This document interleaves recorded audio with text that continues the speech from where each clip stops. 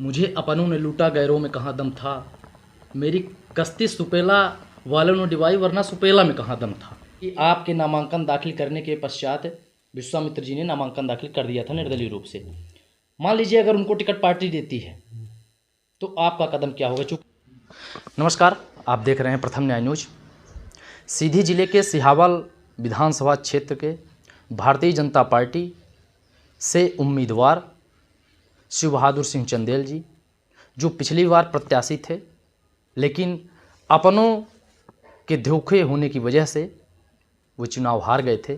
इसके पहले भी वो बहुजन समाजवादी पार्टी से चुनाव लड़े थे और उसमें भी उन्हें शिकस्त मिली थी। तो आइए चलते हैं, हम सीधे बात करते हैं शिव बहादुर सिंह चंदेल जी से, जो भारतीय जनता पार्टी से सिहावल विधानसभा क्षेत्र के लिए प्रत्याशी होते हैं, और उनसे रूबरू होते हैं आगामी चुनाव को लेकर विभिन्न मुद्दों के लिए। प्रथम न्याय न्यूज में आपका स्वागत है। बहुत बहुत धन्यवाद। सबसे पहला सवाल आपसे, मुझे अपनों ने लूटा गैरों में कहाँ दम था। मेरी कश्ती सुपेला वालों ने डिबाई वरना सुपेला में कहाँ दम था। जो पिछला विधानसभा चुनाव हुआ आपके लिए, उस पर आप क्या कहेंगे? देखिए, विधानसभा चुनाव लड़ने की तैयारी हमारी नहीं थी पिछली बार। जी सही बात तो ये है। जी हमारी पार्टी में 20 लोग टिकट मांग रहे थे, हम भी उसी में शामिल थे। मुझे ऐसा नहीं लगता था कि मुझे टिकट मिल जाएगा। जी संयोग है, या कहिए ईश्वर ने दिया, या ये कहिए कि पार्टी ने कुछ सोच विचार के दिया, विश्वास जताया जी और टिकट हमको मिला एकदम लास्ट टाइम में। सही बात यह है कि भारतीय जनता पार्टी ने टिकट दिया, एक दिन बचा था नामांकन भरने के, लास्ट दिन हमको मिला। हम ऐसा मान लिए थे कि हमको टिकट नहीं मिलेगा। मुझे जब मालूम हुआ तो नामांकन भरने तब जाना पड़ा, इसलिए कि टिकट हमको मिल गया था।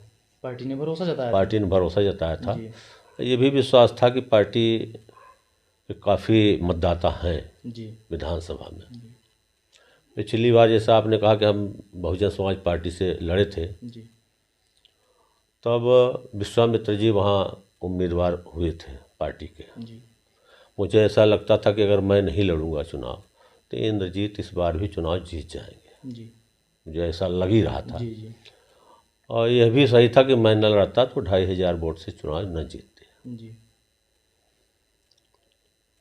जीतने के बाद दोबारा विधानसभा लड़े वो, और 34,500 वोट से हारे, सबको मालूम है। थोड़ी सी हमारे साथ अन्याय की विश्वामित्र जी ने। टिकट न मिलने के बाद भी निर्दलीय चुनाव लड़े।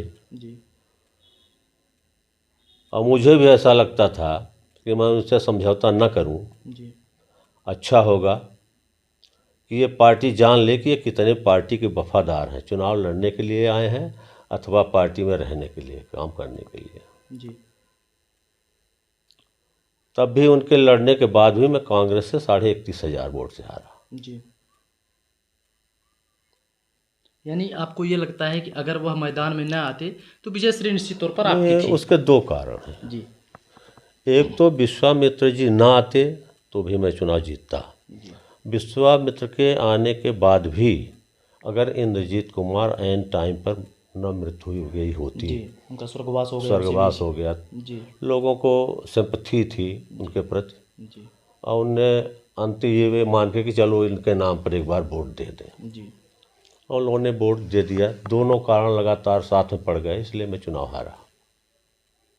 विश्वामित्र जी ने कहा कि आप उस समय पर उम्मीदवार थे और आपने पार्टी से कहा कि यदि विश्वामित्र जी अपना नामांकन दाखिल नहीं करते हैं तो मैं चुनाव हार जाऊंगा। ऐसा क्या कोई बात थी? देखिए, ऐसा कुछ नहीं है। मैं ये किसी से नहीं कहा कि उनको लड़ने दीजिए या ना लड़ने दीजिए। उन्होंने बताया ना पहले, मुझे तो यही इच्छा थी कि ये देख ले पार्टी हमारी कि ये चुनाव लड़ने के लिए आते हैं कि पार्टी में काम करने के लिए आते हैं। भाई, एक बार टिकट नहीं मिला तो छोड़ के चले गए। हम तो बहुत दिन पार्टी में काम किए हैं। बिल्कुल।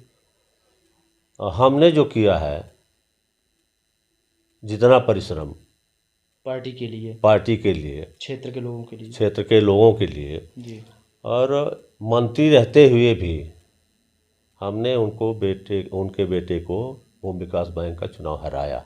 जी। हम जब तक बैंक में बैठे थे, कोई भाजपा के कार्यकर्ता नहीं कह सकता था कि हमको बैठने की जगह वहाँ गए तो नहीं मिली। अब चुनाव लड़ने की बात जहाँ रही, देखिए मेरा हक तो है बिल्कुल कि मैं आज भी उनके लड़ने के बावजूद भी 3000 वोट हमारा ज़्यादा है। और अब आप लगातार पार्टी में बने हुए भी हैं।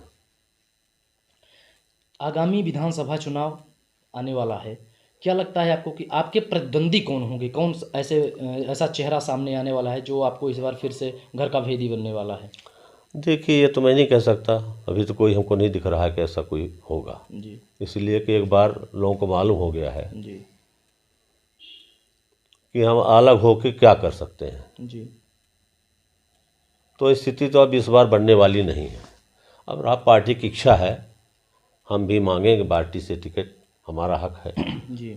मिलेगा तो चुनाव लड़ेंगे, नहीं मिलेगा तो नहीं लड़ेंगे। एक बार ये भी ताकत देख लीजिए कि भाई 34,500 से कोई हारा इस बार कितने से जीतता है। जी। मान लीजिए कयास लगाए जा रहे हैं कि हालांकि प्रत्याशी बहुत सारे उभर के सामने आ रहे हैं, क्योंकि आपके नामांकन दाखिल करने के पश्चात विश्वामित्र जी ने नामांकन दाखिल कर दिया था निर्दलीय रूप से। मान लीजिए अगर उनको टिकट पार्टी देती है तो आपका कदम क्या होगा? क्योंकि नहीं, हम तो पार्टी के साथ रहेंगे जी। हमको कोई आपत्ति नहीं है, पार्टी जिसको टिकट देगी हम उसके साथ रहेंगे जी। मतलब आप व्यक्ति के साथ नहीं, आप पार्टी के साथ रहेंगे बिल्कुल जी, उसमें कोई दो राय नहीं। आने वाले समय में आपकी स्ट्रेटजी क्या होगी चुनाव को लेकर? चुनाव को लेकर के अब हमारी स्थिति, हम तो अपने यहाँ से हिसाब से लगे हुए हैं जी कि हमको अगला टिकट मिलेगा और चुनाव हम लड़ेंगे। जी। पैसा जरूर हमारे पास नहीं है उतना जी। इसलिए कि हमको कमाने का मौका मिला ही नहीं। बाकी लोग तो कमाए हैं। भाई विश्वामित्र जी 5 साल विधायक रहे जी, उसमें कमाए जी। उसके बाद फिर एक तरह से हारे हुए विधायक रहे, तब भी वो विधायक ही माने गए।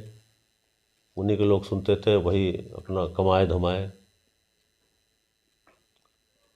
तो इन सब के पास वैसे भी पैसा है। हम पहले से भी गरीब घराने के हैं, बहुत बड़े घराने के तो है नहीं कि भाई हमारे पास बहुत पैसा है। हमारा तो काम चलता है, किसी से लेना पड़े न पड़े, अपना काम चलता रहे।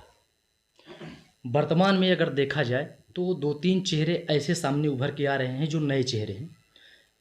वर्तमान में सीधी के जिला पंचायत अध्यक्ष प्रतिनिधि रामजी सिंह, पवनधर द्विवेदी, अगर अपने इस कनपुरा क्षेत्र की बात की जाए आशीष मिश्रा, और अगर महिलाओं में बात की जाए तो अंजू पाठक का नाम उभर के सामने आ रहा है। इनको लेकर आप क्या कहेंगे? नहीं तो सब बताया ना कि भारतीय जनता पार्टी कार्यकर्ता होने के नाते जी, वो भी मांगने का हक है उनको जी। और मांगे, अगर मिलता है तो हम पार्टी के साथ रहेंगे। मतलब अगर किसी को भी कैंडिडेट बना दीजिए, किसी आपको कोई पार्टी कोई आपत्ति नहीं है, हमको कोई आपत्ति नहीं। हम भी मांगेंगे अपनी तरफ से, पार्टी दे देगी तो अच्छा, नहीं देगी तो अच्छा है जी।